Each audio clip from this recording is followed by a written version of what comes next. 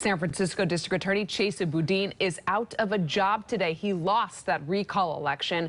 During his time in office since January of 2020, Boudin faced an onslaught of criticism over his criminal justice policies amid a wave of violent crime in the city. The group Safer Without Boudin led the effort to get Boudin out of office, arguing that he was too soft on crime and did not make public safety a priority. In a concession speech last night, Boudin did not appear to address those criticisms, pointing the finger, though, at, quote, right-wing billionaires funding the recall. I heard a righteous outrage from people who are frustrated with 2 years of pandemic, who are frustrated with corruption in City Hall, with people who are sick and tired of living their lives in masks and behind closed doors and having a city that fails to deliver on some of its core promises. He's not doing any reform at all.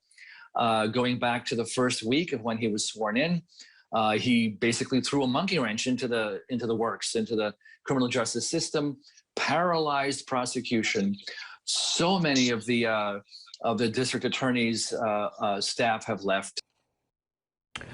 So here is what happens next. The results still need to be certified by the Board of Elections, which is expected to happen later on this month. San Francisco Mayor London Breed can then choose the next interim DA no earlier than 10 days after the results have been certified.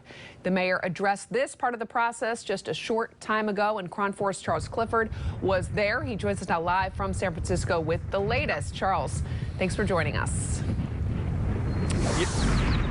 Yeah, it is the big question right now is who will replace Chesa Boudin, and as you mentioned, that decision falls to the mayor. Unfortunately, she says today that she's not ready to make any announcements.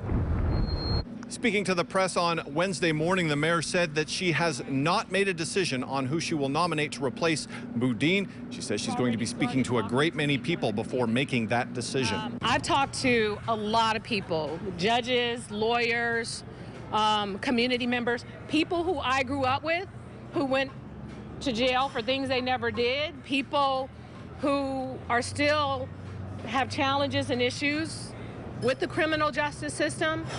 Getting this well-rounded perspective of people on both sides is so important to making a decision like this. The mayor was also asked if she has a short list of potential candidates. I wouldn't say that I necessarily have a list. I would say that there are a lot of people who have reached out to my office to express interest. And so part of what I'm doing and going through this process is trying to give all the people who have expressed interest an opportunity to talk about the possibility of this role, because I think it's important to be open-minded about, people who may express interest. All right, back live now. The Board of Supervisors still needs to certify the recall election. We're probably weeks away from any announcement on who Chesa Boudin's replacement will be. But for now, in San Francisco, Charles Clifford, KRON 4 News.